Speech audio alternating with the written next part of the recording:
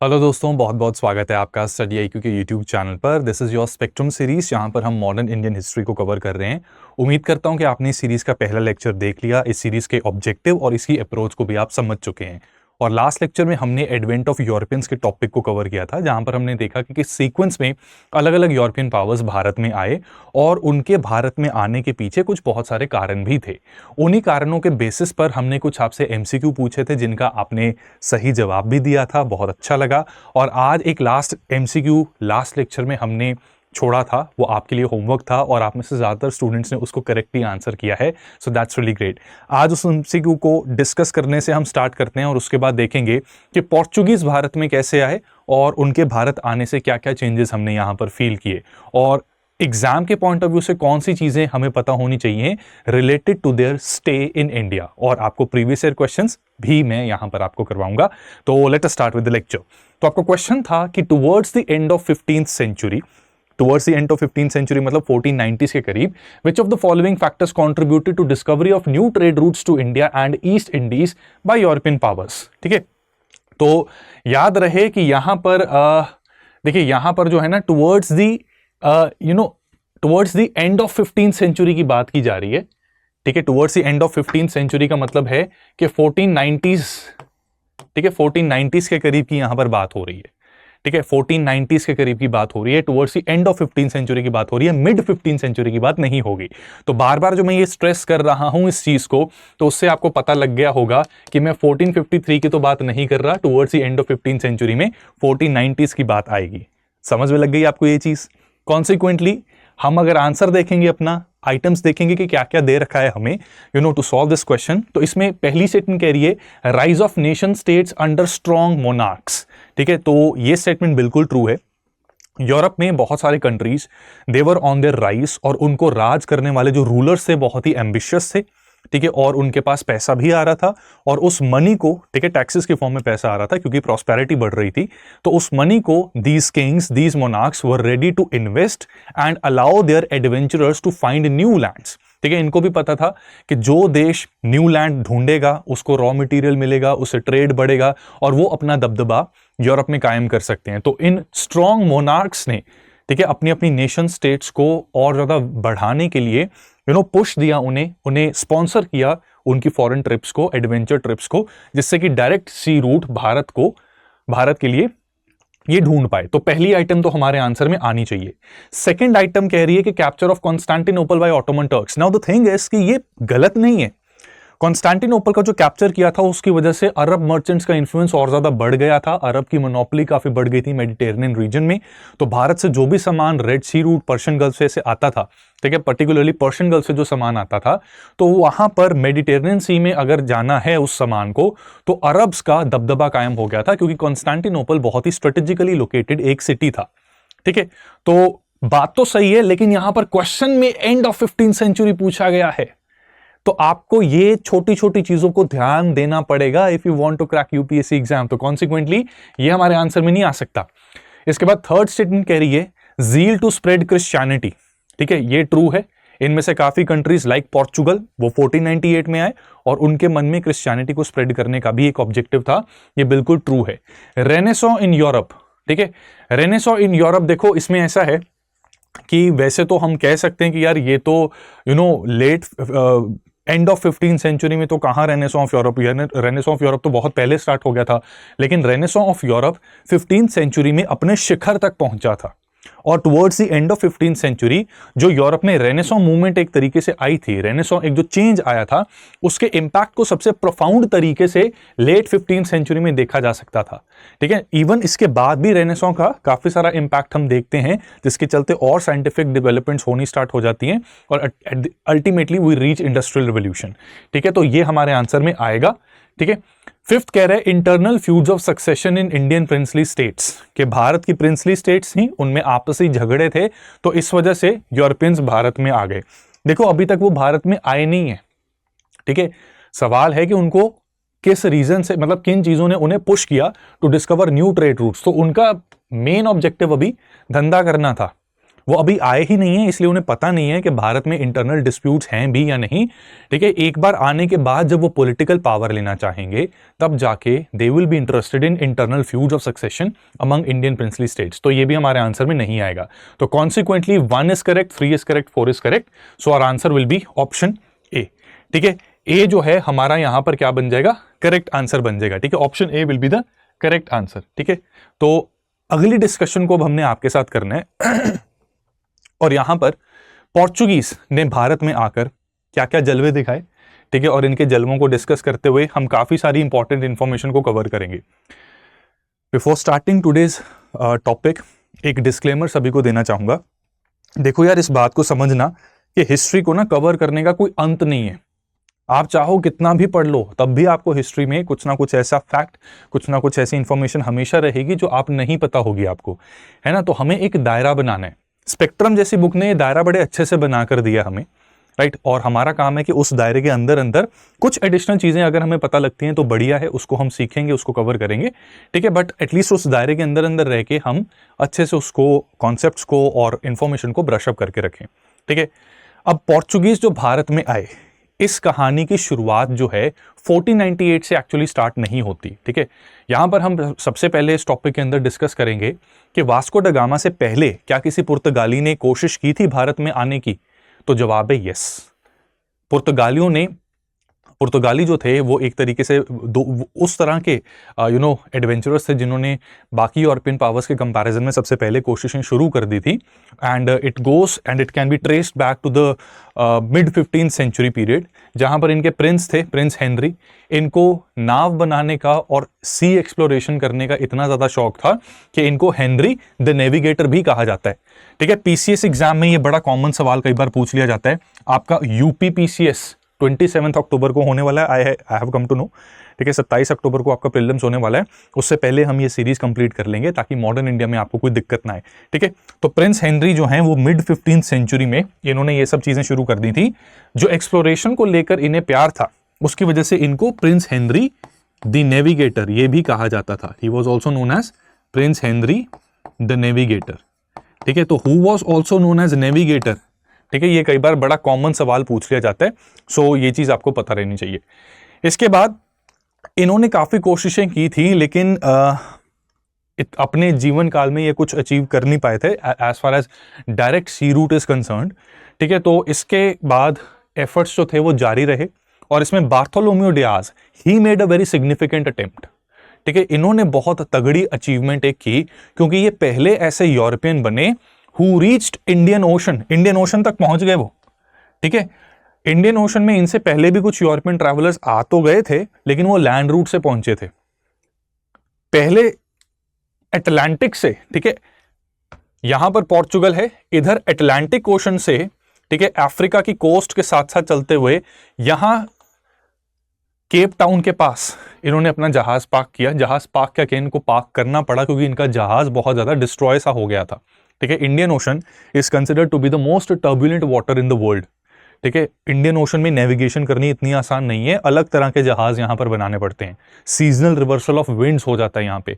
तो कॉन्सिक्वेंटली क्या है कि इधर सदर्न टिप पे जब ये आए तो इनका जहाज जो था उसमें इतनी ताकत नहीं थी कि इंडियन ओशन के पानी को क्रॉस करके आगे भारत तक पहुंच सके, लेकिन ये अफ्रीका के सदर्न टिप पे पहुंच गए थे। And this happened in 1487। ठीक है, 1487 ये आपको याद रखना पड़ेगा। कोई ट्रिक बना सकते हो या कोई ट्रिक लगा सकते हो तो अच्छी बात है, लेकिन अगर नहीं लगती तो थोड़ा रट्टा लगाना पड़ेगा। ठीक है, तो 1487 में Bartholomew Dias he became the first Indian to reach first European to reach Indian ocean from Atlantic. ठीक है, अब जब ये अफ्रीका के सदर्न टिप पे पहुंचे तो बहुत सारे स्टॉर्म्स झेलने पड़े इनके जहाज को, और इसलिए इन्होंने इस रास्ते को नाम केप ऑफ स्टॉर्म्स दे दिया पुर्तगालियों ने सबसे पहले। ठीक है, लेकिन बार्थोलोम्यू डियाज ने कहा कि भाई केप ऑफ स्टॉर्म्स क्यों इसको कह रहे हो, ये तो अच्छी बात है कि यहां तक हम पहुंचे, इसका मतलब आगे जाने की भी उम्मीद है। हमने गलतियां की, हम उन गलतियों पे काम करेंगे, सीखेंगे, आगे बढ़ेंगे। तो ये तो एक उम्मीद जगा रहा है, होप जगा रहा है। तो इसलिए इस रूट का नाम केप ऑफ स्टॉर्म्स नहीं बल्कि केप ऑफ गुड होप्स होना चाहिए, right. So consequently Cape of Good Hope ये रूट जो है इसको केप ऑफ गुड होप कहा जाने लग पड़ा। ठीक है, आइबेरियन पेनिनसुला, आइबेरियन पेनिनसुला क्या होता है? स्पेन और पोर्चुगल यूरोप के इस पेनिनसुला में सिचुएटेड हैं, तो जहां पर ये सिचुएटेड हैं उस रीजन को आइबेरियन पेनिनसुला कहते हैं। ठीक है, let me right it, it is called Iberian peninsula.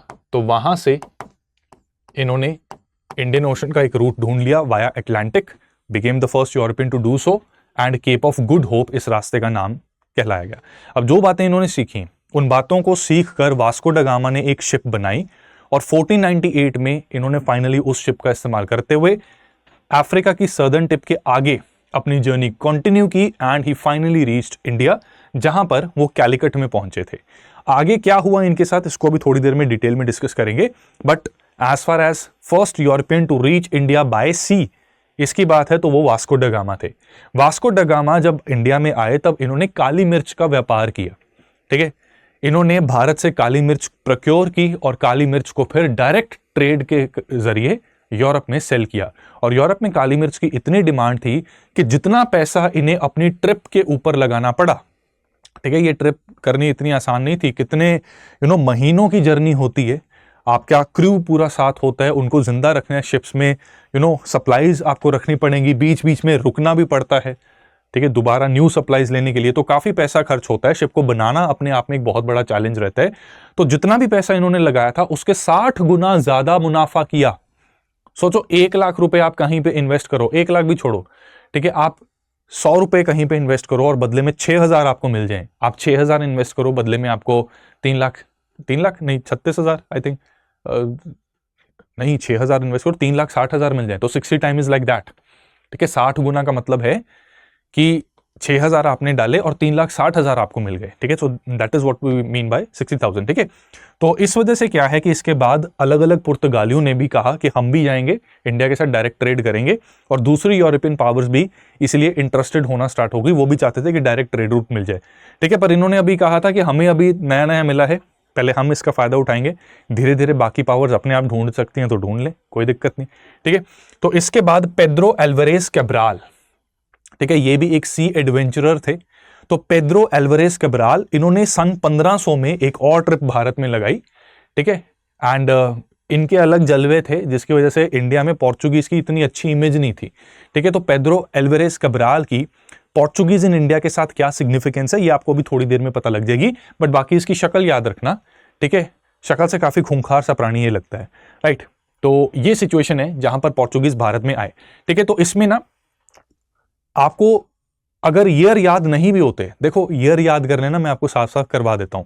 देखो पेड्रो अल्वारेज कैब्राल, ठीक है, इसका पेड्रो में पेड्रो 15, ठीक है, तो 1500 ऐसे याद कर लो। ठीक है, वास्को ड गामा का 1498 हमें याद रहेगा, राइट। और Prince Henry the Navigator mid 15th century, आप ये समझ लो कि प्रिंस हेनरी द नेविगेटर ना उस टाइम पे कुछ ज्यादा दिल पे ले गया था कि कॉन्स्टेंटिनोपल टर्क्स के पास चला गया, अब कुछ करना पड़ेगा, तो मिड 15th सेंचुरी में इन्होंने जद्दोजहद करनी शुरू कर दी कि डायरेक्ट सी रूट मिल जाए, राइट। बार्थोलोमियो डियाज रह गया, ठीक है, तो 1487, ठीक है, 1487, ठीक है, आप समझ लो कि इसके एटीएम का पिन कोड है 1487, ठीक है, तो वो चीज आप याद रख सकते हैं।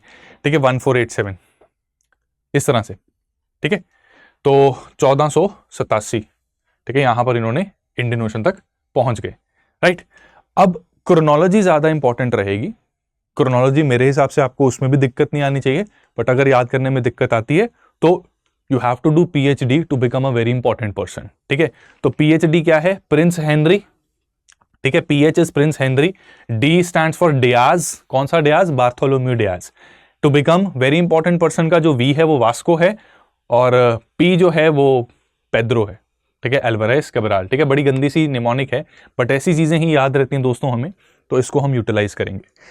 अब वास्को की ट्रिप से रिलेटेड कुछ बहुत इंपॉर्टेंट बातें, ठीक है। वास्को ने केप ऑफ गुड होप के जरिए अफ्रीका की सदर्न टिप तक पहुंचने के बाद आगे भी जर्नी अपनी कंटिन्यू की, और जिस जहाज का इन्होंने इस्तेमाल किया था उस जहाज को गैब्रियल शिप कहा जाता है। ठीक है, ये एक बहुत इंपॉर्टेंट क्वेश्चन बन सकता है आपका, स्टेट पीसीएस में बहुत बार पूछ लिया जाता है कि वास्को ड गामा की शिप का क्या नाम था, तो इट वॉज गैब्रियल।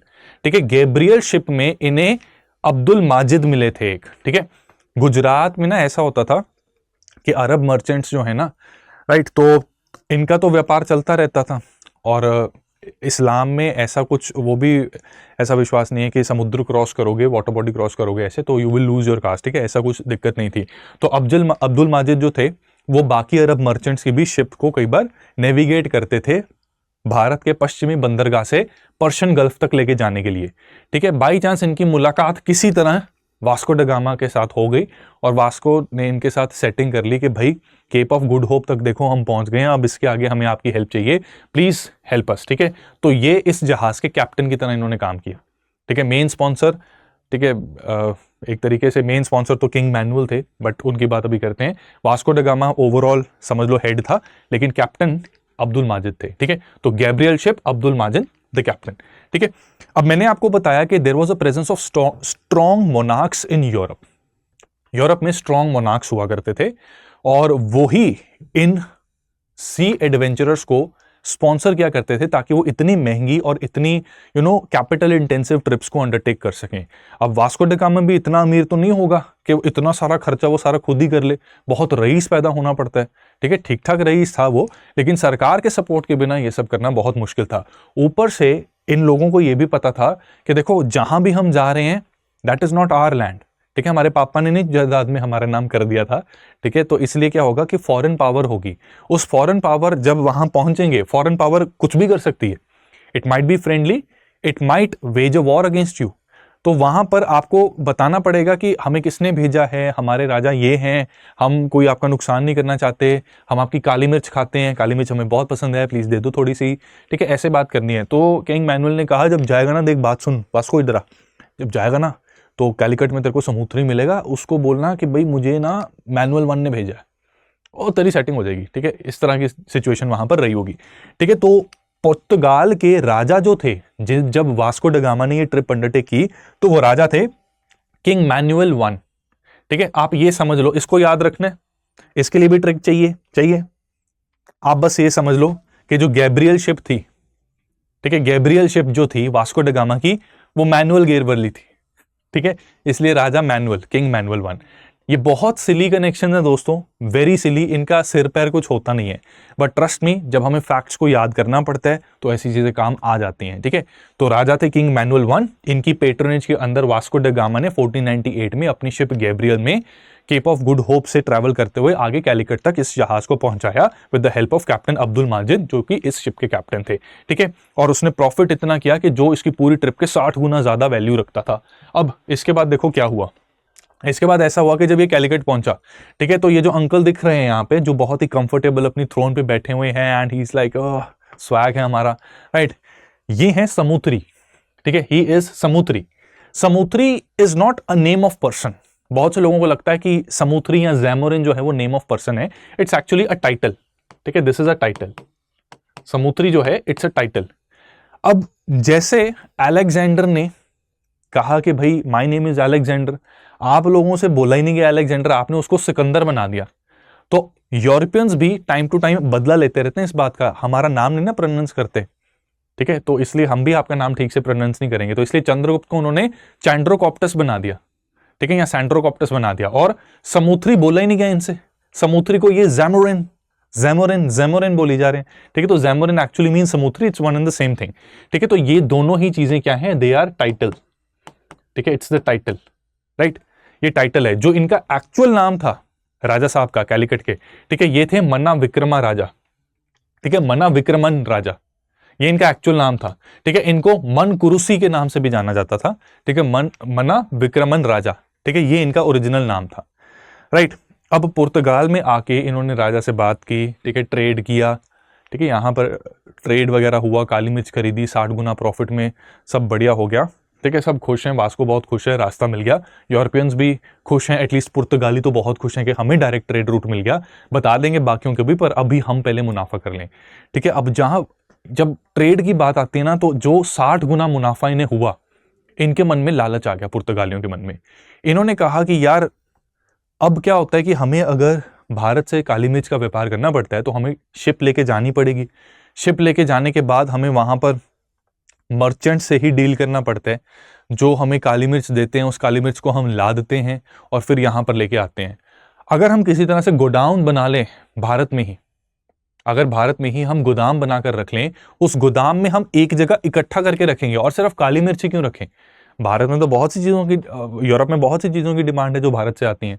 तो इन्होंने कहा कि हमें ऐसा गोदाम बनाने पड़ेंगे, उन गोदाम को मैनेज करने के लिए पुर्तगाली लोग भी जाएंगे, ठीक है, और उसके लिए हमें ज़मीन चाहिए और हमें वो सेटअप करना है गोदाम, ठीक है।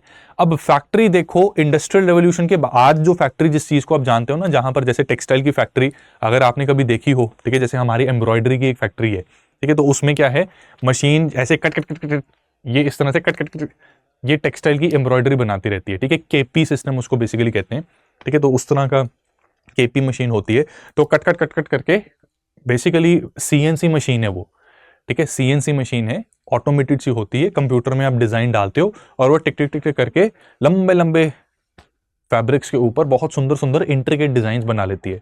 ये सिस्टम इंडस्ट्रियल रेवोल्यूशन के बाद आया था। इंडस्ट्रियल रेवोल्यूशन क्या अभी आ गई है? नहीं।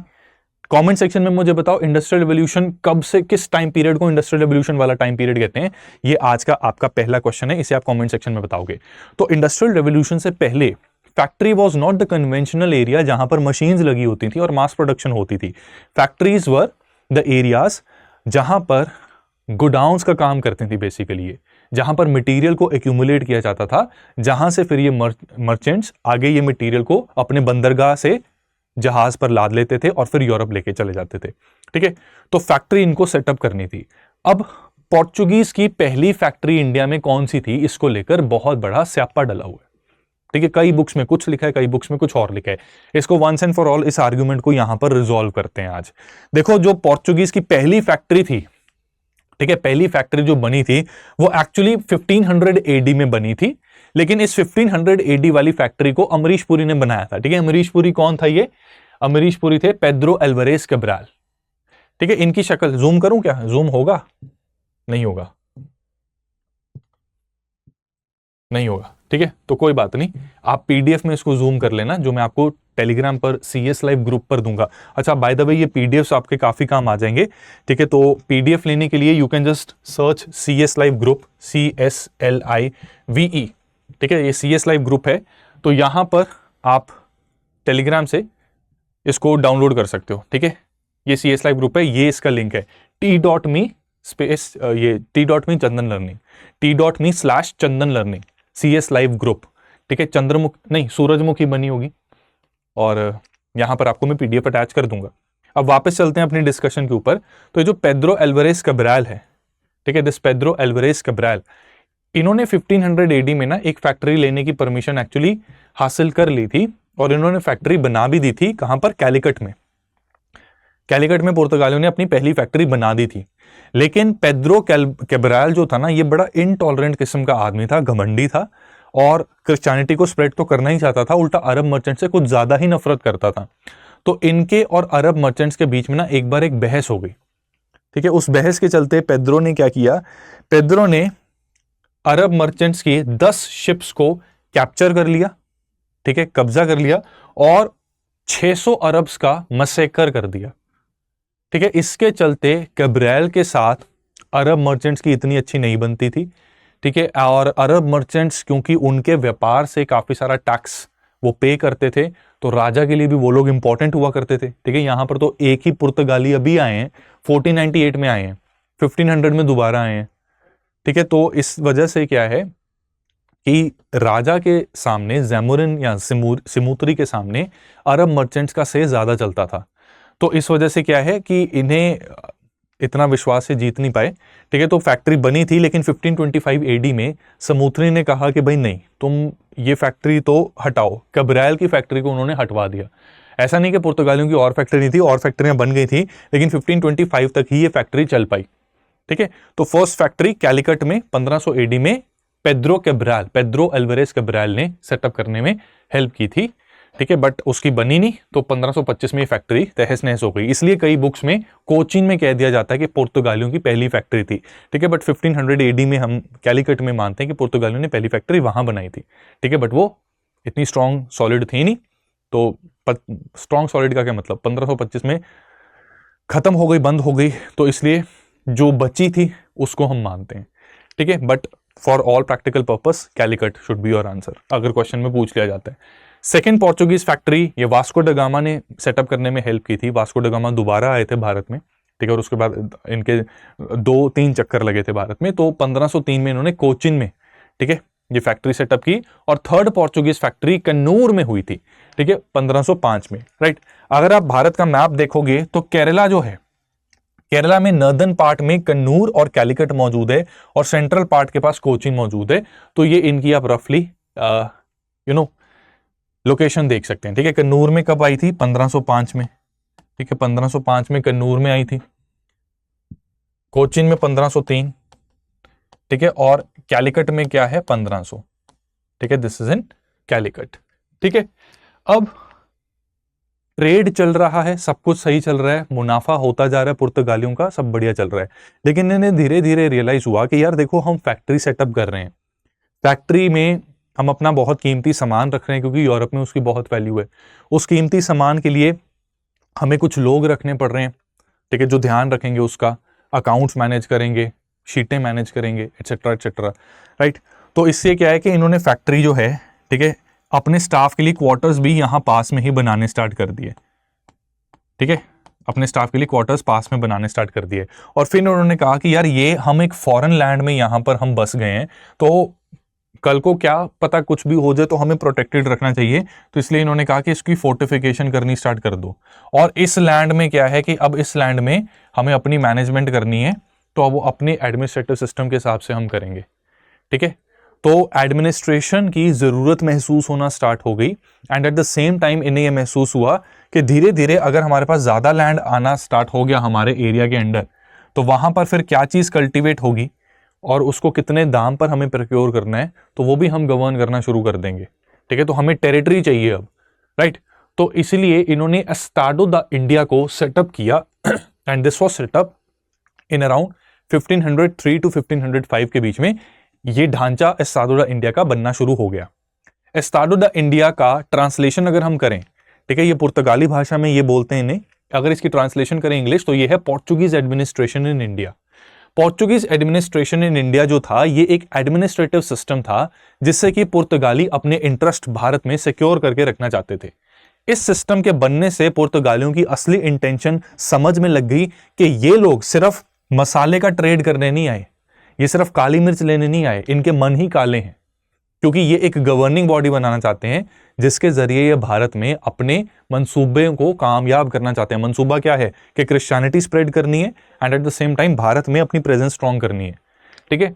तो ये एक गवर्निंग बॉडी थी जिसको हेड करते थे कौन? एक वाइसरॉय, ठीक है, जिसे पुर्तगाल की ही गवर्नमेंट यानी कि उनके राजा अपॉइंट करते थे। और इनका काम था कि भारत में एक क्रिश्चियन स्टेट एस्टैब्लिश करना, यानी कि भारत के ऊपर अपना पूरी तरह से राज एस्टैब्लिश करना, ये यहां पर ऑब्जेक्टिव था, ठीक है। अब इसमें कई सारे गवर्नर्स रहे, ठीक है, ऐसा नहीं कि सिर्फ 3 ही गवर्नर थे, गवर्नर्स बहुत सारे रहे हैं। लेकिन आपके एग्जाम के पॉइंट ऑफ व्यू से there are only 3 governors that you should no.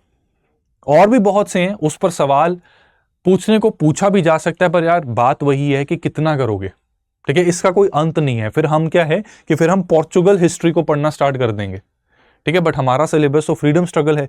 Freedom struggle में पुर्तगालियों का भारत में आना एक बड़ा छोटा सा पार्ट है, तो उसे उसी तरह से ट्रीट करना जरूरी है।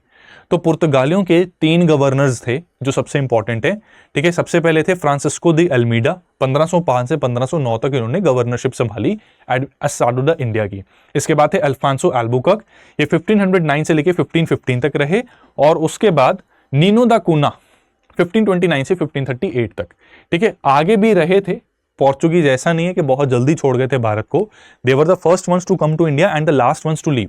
19 दिसंबर 1961 में ऑपरेशन विजय के बाद पुर्तगालियों ने अपनी कॉलोनीज को भारत से छोड़ा था, ठीक है, Goa being the major one and Daman and Diu में भी इनकी प्रेजेंस थी, राइट। और ये देखो, ये बिल्डिंग काफी देर तक रहती थी, तो यहीं से एक तरीके से ये अपने ऑपरेट किया करते थे, ठीक है। आज की डेट में रेस्टोरेंट की तरह ये बन चुका है, राइट, गोवा में। तो इनके गवर्नर्स की कुछ अचीवमेंट्स को डिस्कस कर लेते हैं। सबसे पहले यहां पर नाम फ्रांसिस्को अल्मीडा का आता है। 1505 से लेकर 1509 के बीच जिनका राज था। इनके राज के अंडर जो इंपॉर्टेंट डेवलपमेंट्स हुई हैं, we should know what were these important developments, क्योंकि इस पर सवाल पूछ लिए जाते हैं, ठीक है। तो इसमें सबसे पहले इन्होंने एक फोर्टिफिकेशन की थी फोर्ट एंजिडिवा में। ठीक है, फोर्ट एंजिडिवा में इन्होंने फोर्टिफिकेशन की थी। मैं जानता हूं आपको ये मैप देखने में थोड़ी दिक्कत आ रही होगी, बट घबराना नहीं है, ये पीडीएफ आपको मिल जाएगा। ठीक है, अगर आप गोवा का मैप देखोगे तो गोवा और कर्नाटका के पास, कर्नाटका के थोड़े से वेस्ट में जाओगे टुवर्ड्स अरेबियन सी, वहां पर आपको अंजदीप आइलैंड मिल जाएगा। ठीक है, तो इसको ये लोग अंजडिवा आइलैंड कहते थे और यहां इन्होंने फोर्ट एंजिडिवा बनाया। ठीक है, तो यहां पर इन्होंने अपनी एक स्ट्रॉन्ग फोर्टिफिकेशन बना ली और इस फोर्ट एंजिडिवा से, ठीक है, इन्होंने क्या किया कि बगल में विजयनगर एम्पायर और बीजापुर की सल्तनत हुआ करती थी, उसके बिल्कुल बगल में अरेबियन सी में इन्होंने एंजिडीप आइलैंड में फोर्ट एंजिडिवा बना लिया। इसके चलते ये अरेबियन सी और इंडियन ओशन में एक दबदबा कायम रखना चाहते थे और इनका ज्यादा इंटरेस्ट जो था वो ओशन की तरफ ज्यादा था। इनको लगता था कि actually it's not the land जहां पर दबदबा कायम करके हम मुनाफा कमा सकते हैं, ओशन पे अगर हमारा दबदबा रहेगा तो उसमें हमारा फायदा ज्यादा है। और इसी फिलॉसफी को ब्लू वाटर पॉलिसी कहा जाता है, which was the core part of the administration under Francisco एल्मीडा।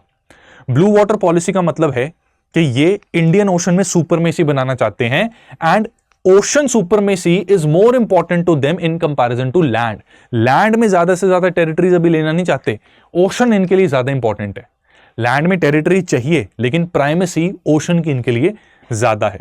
ठीक है, तो ब्लू वाटर पॉलिसी के जरिए एल्मीडा चाहता था कि ये ट्रेड रूट्स जितने हैं वो हमारे कंट्रोल में रहें। ठीक है, तो इसलिए इन्होंने इंपॉर्टेंट स्ट्रेटेजिक आइलैंड्स में अपनी एस्टैब्लिशमेंट बनानी स्टार्ट कर दी। Fort Anjediva is one such example. इसी के साथ साथ ब्लू वाटर पॉलिसी से मिलता जुलता एक कार्टेज सिस्टम भी है जो पुर्तगाली फॉलो करते थे, लेकिन it is different from what blue water policy is. कार्टेज सिस्टम में क्या था कि it was a system to extract money from Indian ships. ठीक है, भारतीय शिप से पैसा एक्सट्रैक्ट करने का एक तरीका हुआ करता था। इसमें सिस्टम यह था कि अगर कोई भारतीय जहाज एक ऐसे रूट पे जा रहा है, ठीक है, एक ऐसे रूट पे जा रहा है जो पुर्तगालियों के लिए रिजर्व नहीं है, मतलब पुर्तगाली उस रूट से नहीं जा सकते, इंडियन शिप्स उस रूट पे जा सकते हैं, ऐसा सिस्टम होता था कि there were some routes which were not reserved for Portuguese, लेकिन पोर्चुगीज उस रूट से होने वाले, यानी उस रूट के ऊपर होने वाले धंधे का मुनाफे का हिस्सा चाहते थे।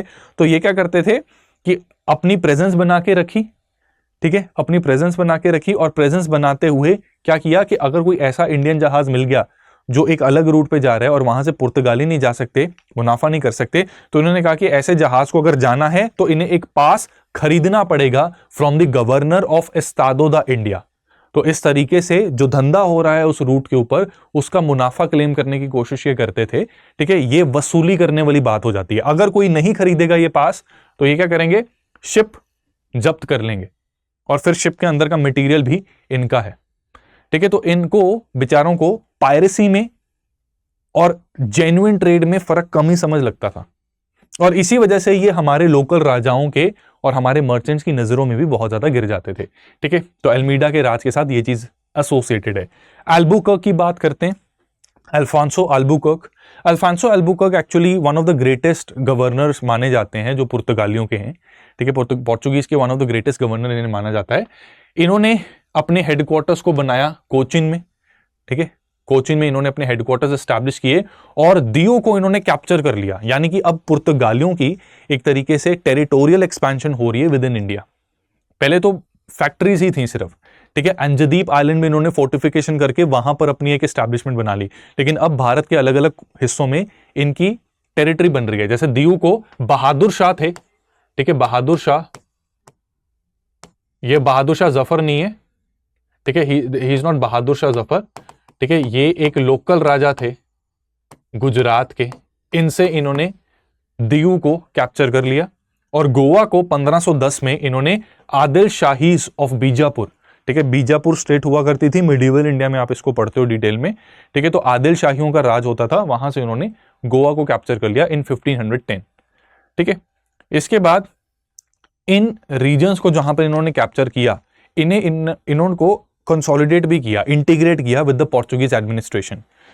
अल्फांसो एल्बुकर्क की एडमिनिस्ट्रेशन काफी एफिशिएंट थी और इसके पीछे एक बहुत बड़ा रीजन ये था कि इसको समझ आ गई थी कि अगर भारत के ऊपर राज करना है तो भारतीयों की भी जरूरत पड़ेगी। इंडिया को इंडियंस ज़्यादा अच्छे से समझते हैं, तो अगर लोकल्स को हम अपनी एडमिनिस्ट्रेशन में इंटीग्रेट करेंगे तो it will become much more easy for us to administer India. तो इसीलिए इन्होंने लोकल्स को इंटीग्रेट भी किया अपनी एडमिनिस्ट्रेशन में, और साथ ही साथ अपने लोगों से भी कह दिया, अपने आदमियों से कह दिया कि ज़्यादा से ज़्यादा हिंदुस्तानी या भारतीय महिलाओं से तुम शादी करो।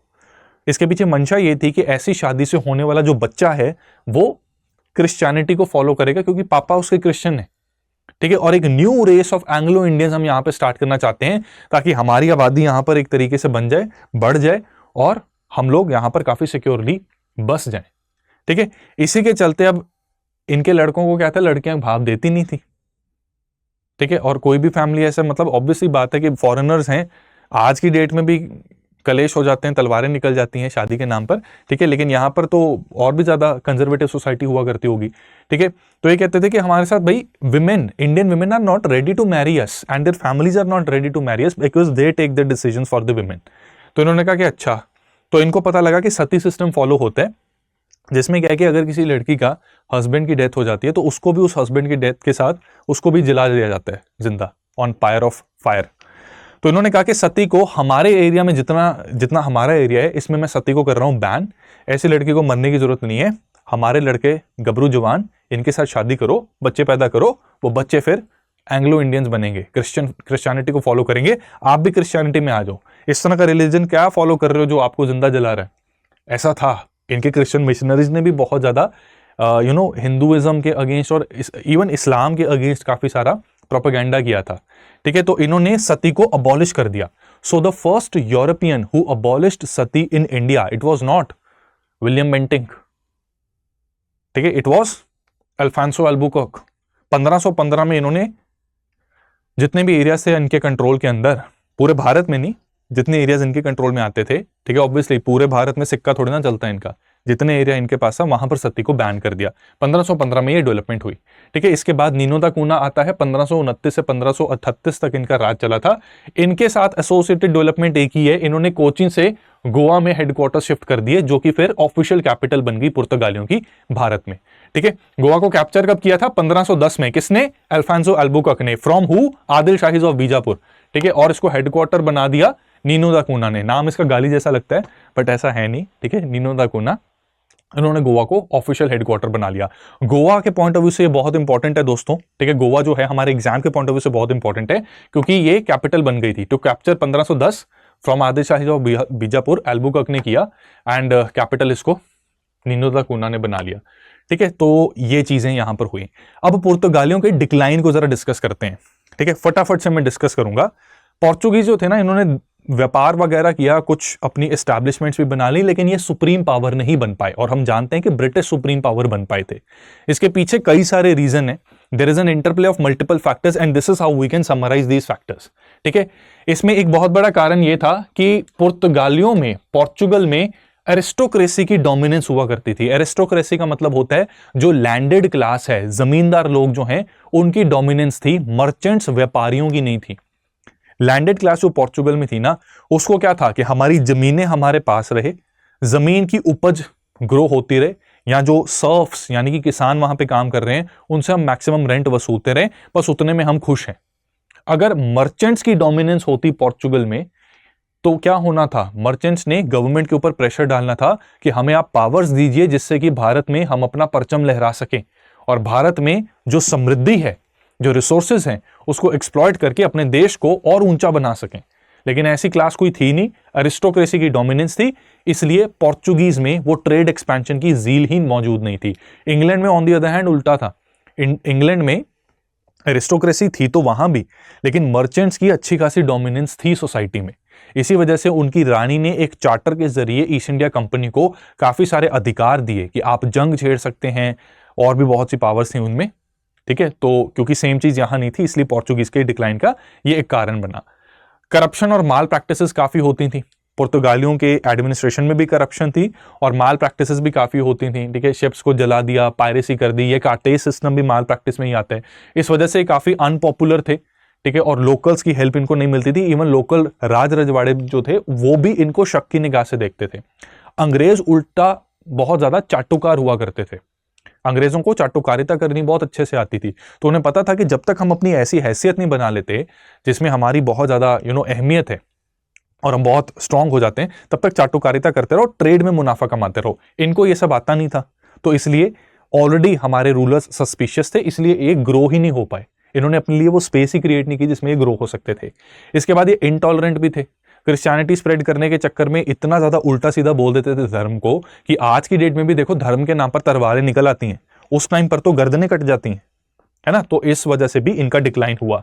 पायरेसी और धंधे में इनको कुछ समझ नहीं लगती थी भाई। इनको लगता था कि हाँ जहाज चल रहा है, चलो लूट लो, लूटा क्या धंधा है, ठीक है। इनको बेचारों को पायरेसी और ट्रेड में कुछ फर्क महसूस नहीं होता था, तो पायरेसी करते थे। इस वजह से भी, ठीक है, ये 1 2 3 इन पॉइंट्स की वजह से शक की निगाह से देखते थे हमारे रूलर्स इन लोगों को, ठीक है। ये 2 पॉइंट्स बड़े इंपॉर्टेंट है, लेकिन इससे पहले ये बता देता हूं, दूसरी यूरोपियन पावर्स भी आनी शुरू हो गई थी, और वो यूरोपियन पावर्स के जो मेथड्स है, राइट, और जो जील थी वो ज्यादा स्ट्रांग थी, और ये जो नेगेटिव पॉइंट्स थे पोर्चुगीज के, बाकी यूरोपियन पावर्स में वो पॉइंट्स थोड़े कम थे। इसलिए भी ये भी एक रीजन है जो पुर्तगालियों के डिक्लाइन का कारण बना। 2 बड़े इंपॉर्टेंट पॉइंट्स हैं। एक है ब्राजील को इन लोगों ने डिस्कवर कर लिया था। देखो 1498 में भारत में आए, भारत के साथ पेपर ट्रेड हुआ, अच्छा खासा मुनाफा हुआ, लेकिन 1500 में पेड्रो एल्वारेज कैब्राल ने, इंडिया तो वो आया ही, लेकिन इसी के साथ साथ उस आदमी ने ब्राजील को भी डिस्कवर कर लिया, और पुर्तगालियों ने ब्राजील को भी कॉलोनाइज करना स्टार्ट कर दिया।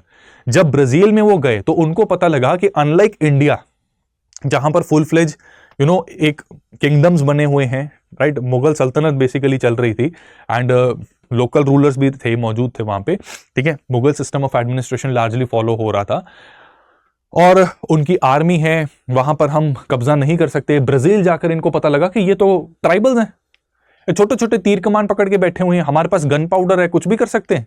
तो उन्होंने कहा कि चलो कॉलोनाइज कर दो, राइट। स्पेनिश और पोर्चुगीज, इन्होंने साउथ अमेरिका में बहुत हीनियस क्राइम्स किए हुए अगेंस्ट ह्यूमैनिटी।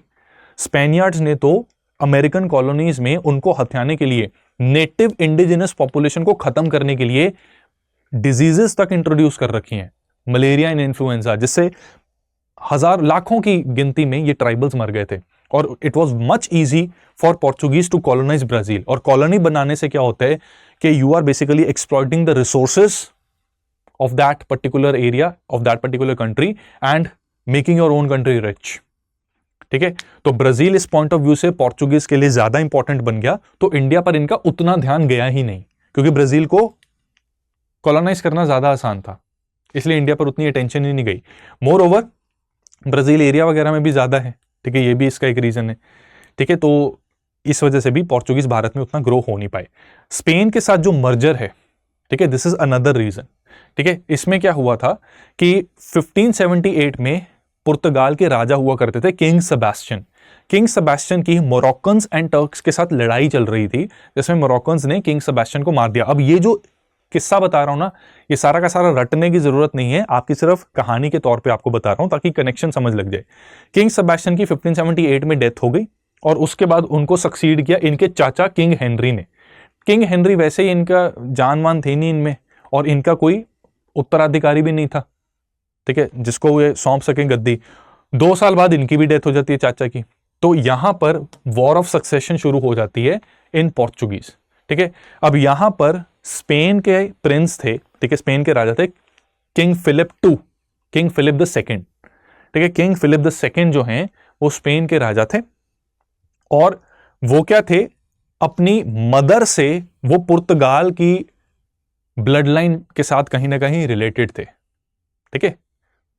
इसमें कुछ ऐसा था, वैसे तो एग्जैक्टली एग्जाम के पॉइंट ऑफ व्यू से हमें पता होना जरूरी नहीं है इतना, बट उसमें ऐसा था कि जो किंग फिलिप द सेकंड थे of Spain, king Philip the second of Spain, ठीक है, वो क्या थे, किंग सेबेस्टियन आप समझ लो कि उनके नाना जी की तरह थे, ठीक है, मामा या नाना इस तरह से था, ठीक है, मदर उनकी रिलेटेड थी। तो उन्होंने गद्दी के ऊपर क्लेम लगाया अपना कि ये गद्दी मेरी है, कि अगर किंग हेनरी के कोई बच्चे नहीं है, अब पता नहीं लग रहा कि कौन उत्तराधिकारी होगा, तो उन्होंने कहा कि मैं बन जाऊंगा।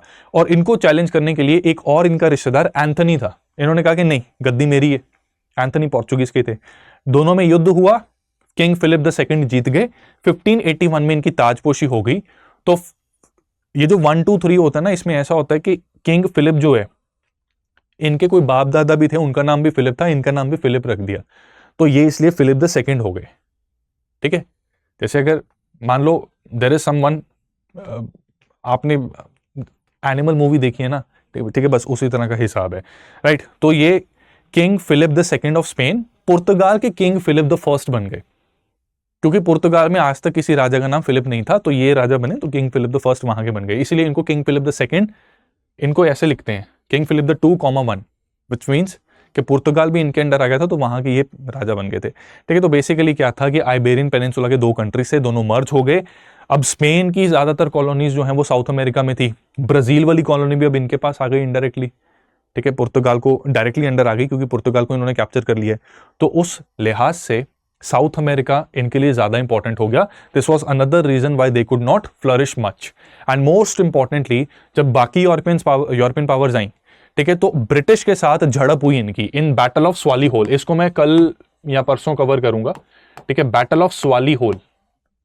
इस लड़ाई में पोर्चुगीज को मुंह की खानी पड़ी और इस लड़ाई के बाद पोर्चुगीज दोबारा कभी उठ ही नहीं पाए। ये 1612 में हुई थी, 1612 में, ठीक है। इसकी सिग्निफिकेंस है, ये भी एग्जाम में पूछी जाती है, ऐसा पूछ लिया जाता है कि battle of Swally Hole in context of early modern Indian history ये किन दो यूरोपियन पावर्स के बीच में हुई थी, तो ये पोर्चुगीज और ब्रिटिश के बीच में हुई थी, ठीक है। इसमें डिसाइसिव डिफीट होने की वजह से पोर्चुगीज दोबारा उठ ही नहीं पाए, so they were confined to very limited area of Goa, Daman and Diu and some parts near Dadra Nagar Haveli, ठीक है। गोवा, दमन एंड दीव मेनली इनकी एस्टैब्लिशमेंट्स वहां पर थी। And they only left India after independence, much after independence, जब हमने ऑपरेशन विजय करके इनको यहां से भगाया था, ठीक है। तो ये है all about Portuguese stay, right. कुछ क्वेश्चंस करते हैं, लेट अस ट्राई टू सी किसके आंसर करेक्ट निकलते हैं। 2003 में एक क्वेश्चन पूछा गया था, with reference to entry of European powers into India which one of the following statements is not correct. गलत स्टेटमेंट आपको बतानी है, ठीक है। तो बताओ क्या आंसर होगा। पोर्चुगीज कैप्चर्ड गोवा इन 1499, ठीक है, यही पहली स्टेटमेंट गलत है। कब कैप्चर किया था? 1510। किससे किया था? आदिल शाहीज ऑफ बीजापुर से, ठीक है, आदिल शाही ऑफ बीजापुर, इनसे इन्होंने कैप्चर कर लिया था, राइट। बाकी स्टेटमेंट्स करेक्ट हैं, तो इन स्टेटमेंट्स को हम संभाल कर रखेंगे क्योंकि ये डायरेक्ट यूपीएससी, साक्षात यूपीएससी ने क्वेश्चन देकर बताया है कि ये बिल्कुल सही है। इंग्लिश की पहली फैक्ट्री साउथ इंडिया में मसूलीपट्टनम में बनी थी। ईस्ट इंडिया कंपनी जो थी, ईस्टर्न इंडिया में इनकी पहली फैक्ट्री ओडिशा में 1633 में बनी थी। ड्यूप्लेक्स, ये फ्रांस के गवर्नर थे, मद्रास को इन्होंने ऑक्यूपाई कर लिया था इन 1746। ये आगे जाके बात होगी इसकी 1746 में, ठीक है। तो फर्स्ट स्टेटमेंट गलत, answer is option A. Hooghly was used as base for piracy in Bay of Bengal by Portuguese, French, Danish, British.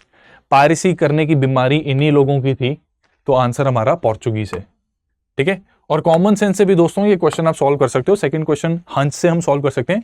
First question में भी देखो गोवा को कैसे 1499 में ये कैप्चर कर लेंगे, अभी 1498 में जस्ट आए हैं, ठीक है। और हमारा इंडिया यूरोप से काफी एडवांस था उस समय पर, तो अगले ही साल गोवा को कैप्चर कर ले, that doesn't make any sense, ठीक है। तो ये चीज है यहाँ पे, ठीक है। एक और क्वेश्चन करते हैं।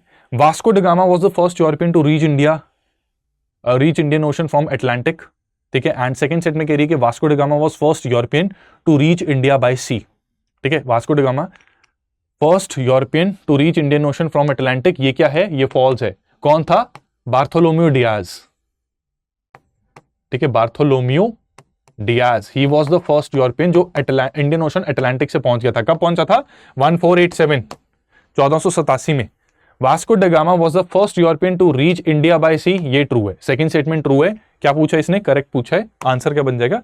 ऑप्शन बी, ठीक है।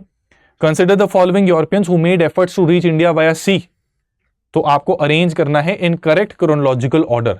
तो कैसे करोगे? सिर्फ क्रोनोलॉजिकल ऑर्डर लिखा हुआ है, तो कैसे अरेंज करोगे इन्हें in correct chronological order? How will you arrange them? Pedro Alvarez Cabral, Vasco da Gama, prince Henry, Bartholomew Dias, ठीक है। इसका आंसर बहुत इजी है, आपको पीएचडी करनी पड़ेगी वेरी इंपॉर्टेंट पर्सन बनने के लिए। तो प्रिंस हेनरी, ठीक है, तो 3 सबसे पहले, ठीक है, डी से डियाज, 4 उसके बाद, वीआईपी के लिए V2 and Pedro Cabral 1, 3, 4, 2, 1। The answer will be option C, ठीक है। और जब क्रोनोलॉजिकल ऑर्डर लिखा है तो अर्ली टू लेटेस्ट जाते हैं, ठीक है, सीक्वेंस में, तो सी इसका करेक्ट आंसर है। In context of advent of European powers in India, the term Estado da India can be best described as, Estado da India क्या होता था? Factories established by Portuguese in India, factories established bye Dutch in India, administrative system of Portuguese in India, administrative system of French in India. इसका answer आप comment section में कीजिए। इससे related कुछ important बात आपको बतानी है, इसके डिस्कशन हम करेंगे नेक्स्ट वीडियो में। सीरीज के साथ बने रहिएगा, थम्स अप जरूर दीजिएगा। पीडीएफ के लिए टेलीग्राम चैनल CS लाइव को ज्वाइन कर लीजिए। जल्दी मुलाकात करेंगे अगले सेशन में। All the best, thank you so much.